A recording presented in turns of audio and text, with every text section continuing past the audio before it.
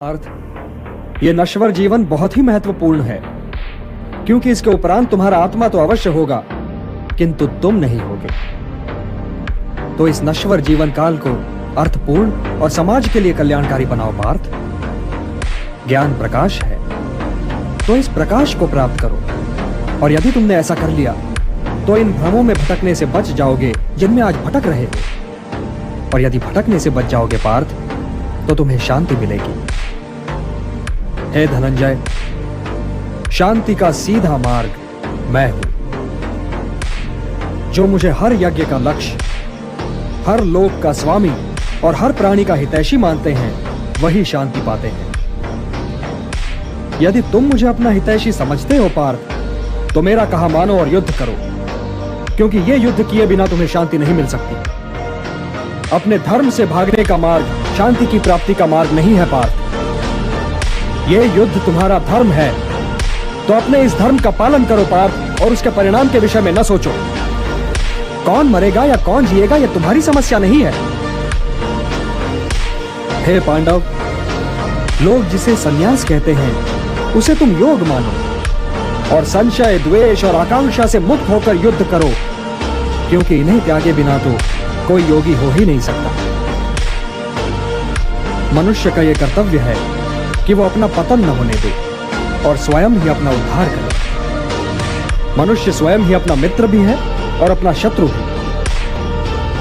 जिसने अपने अहम, अपने मन और अपनी इंद्रियों को अपने वश में कर लिया हो, वो स्वयं ही अपना मित्र है, और जो इनके वश में हो गया पार्थ, वो स्वयं ही अपना शत्रु है। जो शीतकाल और ग्रीष्मकाल, सुख और दुख, मान और अपमान में शांत रहे और संतुलन रखे, वो जितेंद्रिय पुरुष सदैव परमात्मा में लीन रहता है।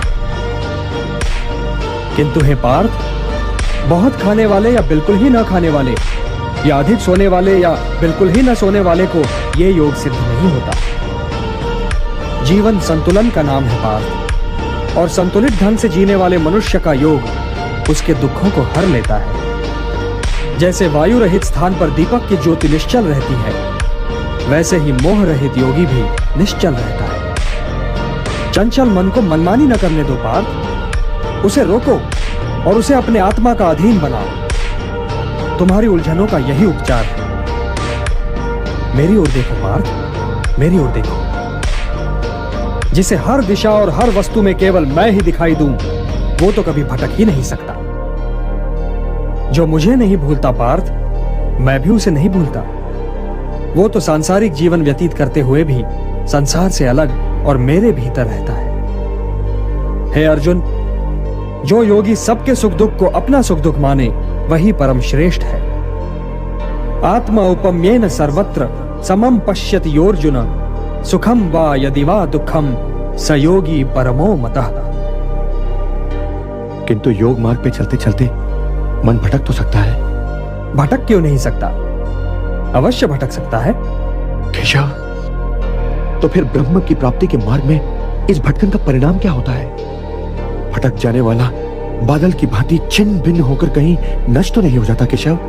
वो चाहे लोक हो चाहे परलोक, कल्याणकारी शुभ कार्य करने वालों की दुर्गति तो हो ही नहीं सकती। हे कुंती पुत्र, मुझ में मन लगाओ, मुझ पर निर्भर होकर योग करो, तुम्हें मेरा संशय रहित पूर्ण ज्ञान मिल जाएगा। हे धनंजय, सबसे बड़ा सत्य तो मैं ही हूं। मैं ही वो धागा हूं जिसमें ये सारी प्रकृति मणियों की भांति पिरोई हुई है। हे कौंतेय, जल में रस मैं हूं, सूर्य और चंद्रमा में प्रकाश मैं हूं, वेदों में ओमकार मैं हूं, आकाश में शब्द भी मैं ही हूं।